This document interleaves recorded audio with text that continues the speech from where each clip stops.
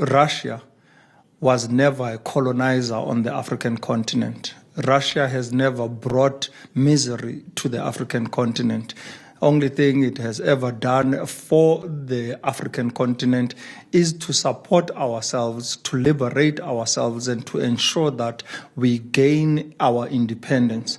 Welcome back to the channel, guys. Welcome. So, Nelson Mandela's grandson gave a speech, and what he was talking about was very important in my opinion. So, I want to share this with you guys.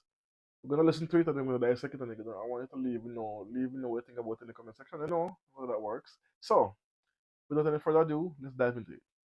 Boom. It was His Excellency President Nelson Rolihlahla Mandela, my grandfather, who initiated these bilaterals between South Africa and Russia.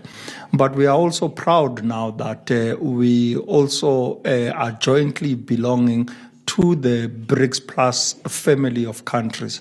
And in this regard, we are able to forge relations and pursue areas of common interest. Many African countries have had to suffer against colonialism.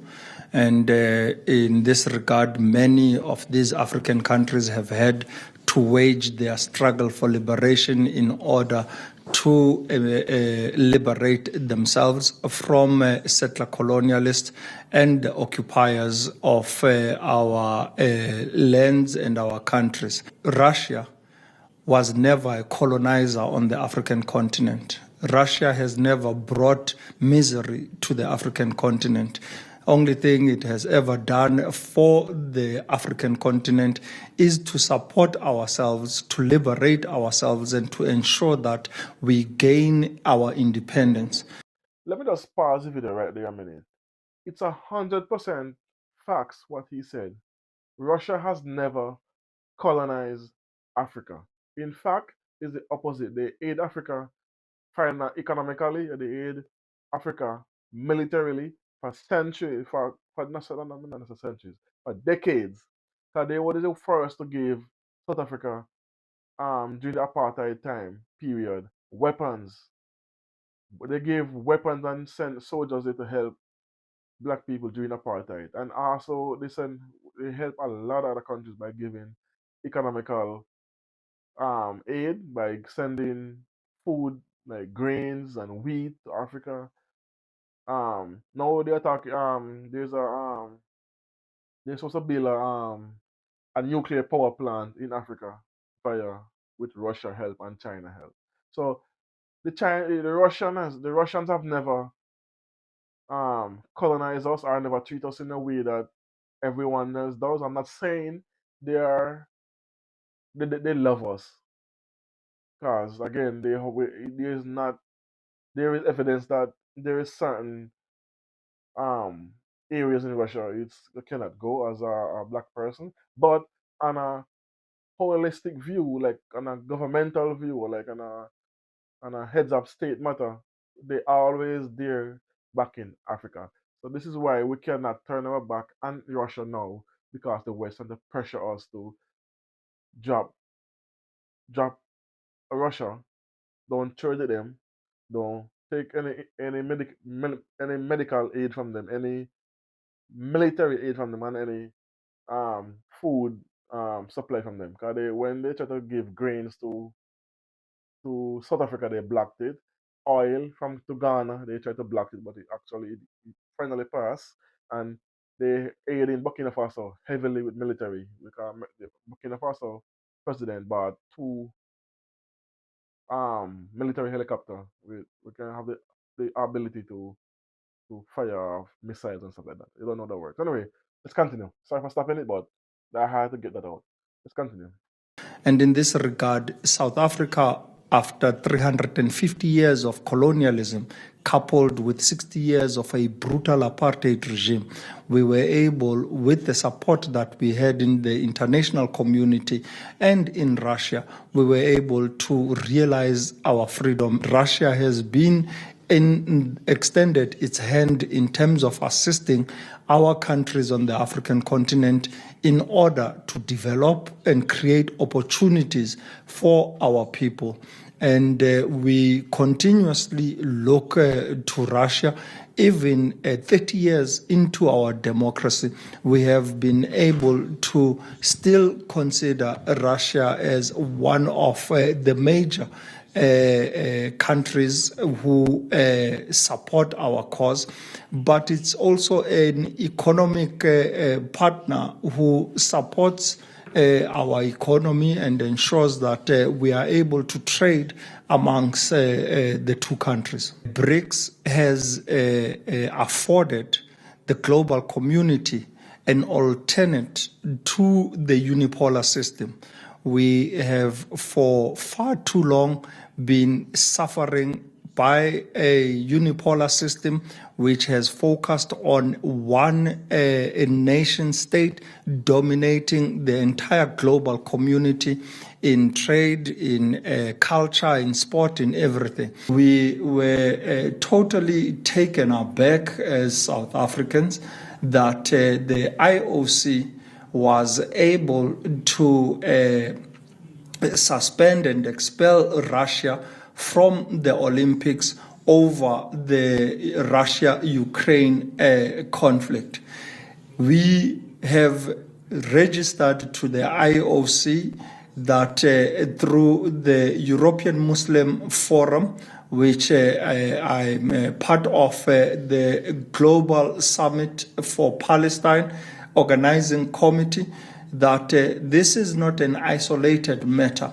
If Russia has been suspended and expelled from Olympics, then we call for the Zionist usurping entity to also be suspended and expelled from the Olympics, primarily because they have been found by the International Court of Justice to be carrying out a genocide against the Palestinians. Thank you. So that's the end of the of Nelson Mandela grandson speech. And it's 100% right. BRICS now afforded African countries to have a different market they can go to. Cause now you can trade with your own currency with BRICS. The Chinese is accepting local currency from from South Africa. Brazil is also trading with African countries with to the bring to the BRICS bank. They have a central bank, and Russia same way. Russia is trading with some African countries for the most part in their own currency, so that helps. So we can forego the U.S. Currency and their banking system and go around and trade with Russia, China, India with their currency and our currency.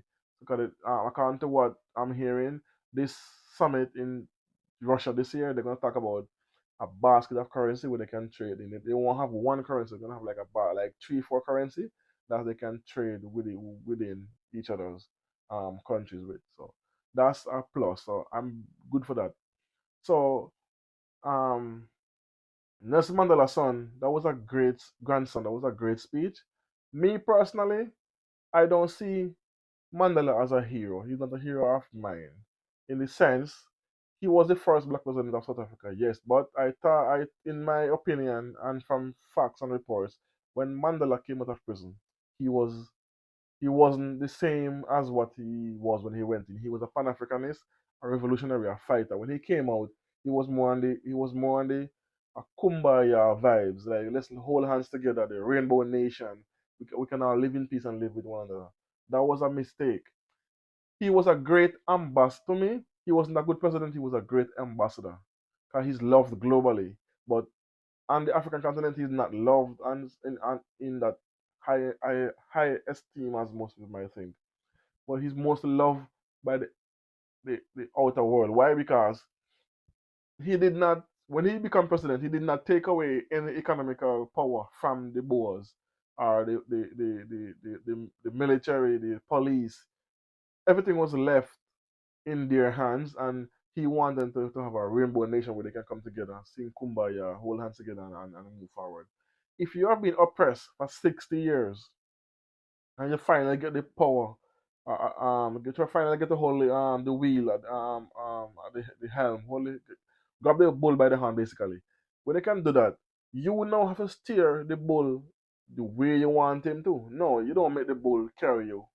So that's what Mandela did. He did not reform or change the constitution to fit black South Africans. The constitution that was given to him and he signed was far and done by the apartheid government. So there barely was any provision in it for black South Africans. Hence the reason why I don't see him as a hero. I see him as a great ambassador to make the continent look good to the world. But as a president, he did not did what he had to do because they did not suffer any fate that we did. And 'cause I think when he gave his speech, I remember I watched it. 'Cause I was young, but I understood what was going on. When he said, "From now on, from this no," he said, "From this moment forward, we're gonna live together in peace." So he let down a whole nation because we were looking to for payback. And I don't want to hear anybody come and tell me about payback is not needed. Yes, it is because they did not suffer any repercussion for what they did for 60 years. So now they still have this high and mighty mentality. So they had to feel what we did for them to understand what they did was wrong. 'Cause up to today, they still believe what they did was right. You have people still saying apartheid was good for South Africa. You still have white people now saying that in South Africa. Anyway, let me know what your thoughts on this in the comment section about what Nelson Mandela grandson is saying, and if you agree. As always, tell a friend, like, comment, share, subscribe.